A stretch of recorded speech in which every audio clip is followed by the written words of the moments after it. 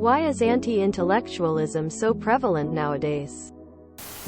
Scientists started to look into potential issues before they became public disasters. Ever hear of the flipper babies? A drug company marketed a drug to pregnant women, but it caused birth defects. It was a huge scandal. You don't see scandals like that these days because of FDA testing. If you are just trying to make a quick buck and don't care about people, this is a big problem. Look at the tobacco companies, the oil companies and leaded gas, or global climate changes. Solution? Fund a tax on science. Create your own science. Encourage the idea that science is the foe of religion and get the religious to reject science. Pay politicians to make opposition to science an important part of their party stance. Anti-intellectualism is how Exxon protects short-term profits. Polite society has long railed against the ignorance of the crowd. It might be a matter of perception as well. Every village has an idiot, but peer-to-peer communication has enabled them to form what might appear to be a cohesive group. Even if it's just tens of thousands of them. If they organize, it can seem like a lot more. Without wanting to get too political, there does also seem to be a strand of intentional disinformation in the education system of some of the USA's states, which can't help critical thinking or recognition of the bogus. The world was always full of anti-intellectuals, but in the past they had no way to speak publicly.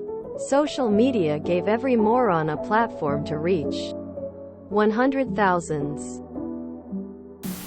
People wanting immediate black and white solutions from their patients deteriorating.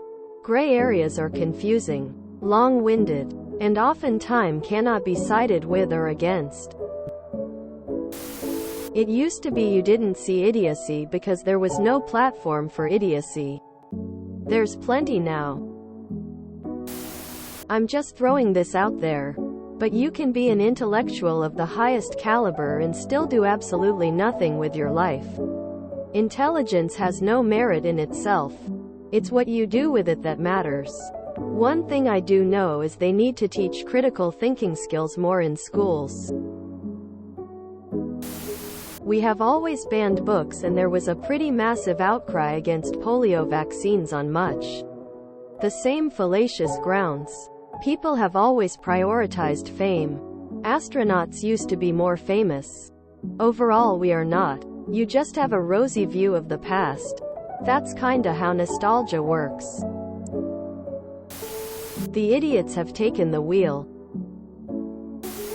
The internet has allowed for pseudo-intellectuals to roam freely.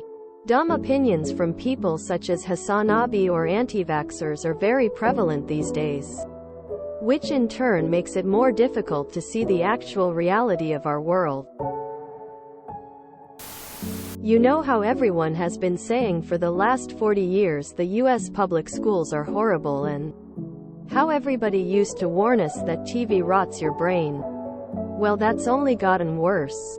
And social media makes TV look credible. It's not as new as you think. Anti-intellectualism has always been prevalent in American society, and others as well. It's not even more prevalent now. It's just something we tend to forget.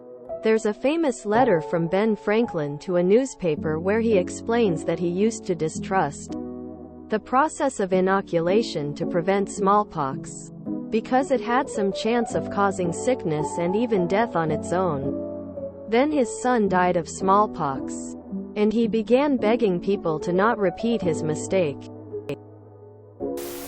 2 criticisms. Anti-intellectualism has been around for ages in various forms and is usually about power or a distrust of government, citizens.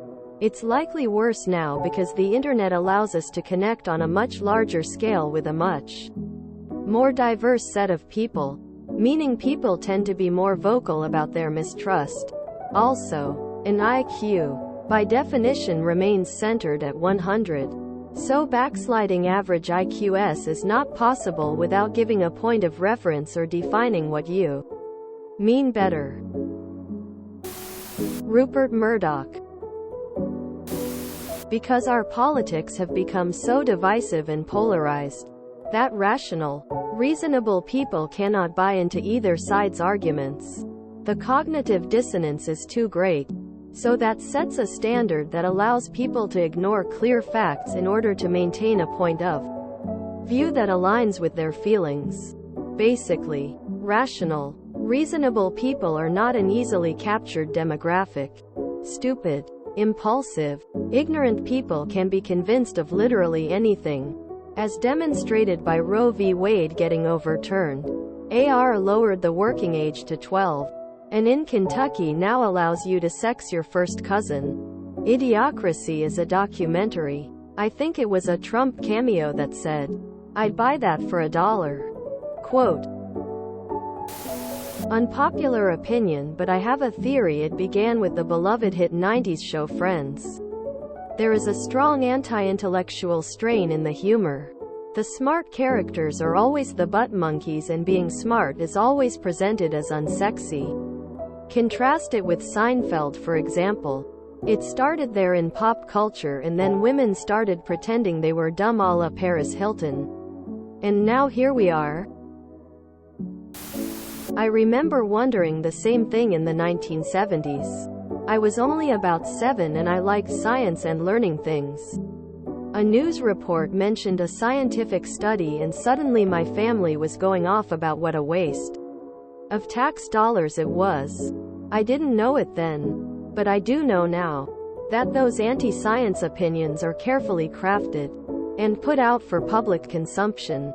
It's how corporations get to keep on doing what makes money over what's good for people and the planet. Swaying public opinion to favor things that aren't good for the public has long been the way of the corporate world. The history of advertising in the tobacco industry is a pretty good case study.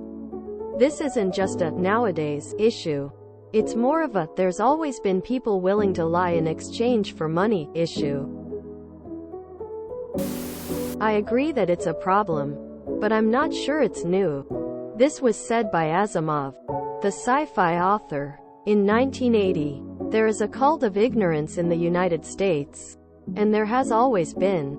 The strain of anti-intellectualism has been a constant thread winding its way through our political and cultural life, nurtured by the false notion that democracy means that my ignorance is just as good as your knowledge. Disinformation is the single biggest threat to the US and the world for that matter because it is amplified and is being used to manipulate people into action for all the wrong reasons, and nothing is being done to adequately mitigate it at present. People will kill each other over lies when they believe them. People will go to war over lies. People are willing to sacrifice their loved ones, family, friends, neighbors all over lies. They will attack their own capital and pull their children from school over lies. People are convinced to be more afraid of the vaccines that are saving lives than the deadly viruses that are killing them over lies. There is no end to the lies. They will just continue to destroy everyone and everything in their path unless mitigated. I am unfortunately surrounded by these people where I live. They are banning everything from Stephen Hawking to evolution in schools here as a result and using public schools as churches now. They passed laws to make it illegal for people to use roads to choose to save a woman's life over an unviable fetus and to prosecute doctors for saving their lives. Growing up, I naively thought that we were always working to make things better and could have never imagined that we would be brought so far back into dark times so quickly due to people just believing lies over the truth. It is an extremely effective tool. The easiest way to bring down a civilization is to lie to the people and convince them to do it to themselves, and that is where we are at where I live, unfortunately. If you can't follow along in school, what is better for your sense of self? Feeling like the dumb loner in the last row? who will fail, or feeling like one of the cool jocks who makes fun of those stupid book-smart nerds that don't have real-life skills. Who needs 'em, am I right? Stupid people are jealous of smart people. Stupid people fear what smart people can do. This makes it easy for a certain kind of smart people, sociopaths, to manipulate them, even against their own interests. If you enjoyed this video, please check out our playlists full of similar content. Epicaricast is like doom scrolling for your ears. Please like, share, and subscribe.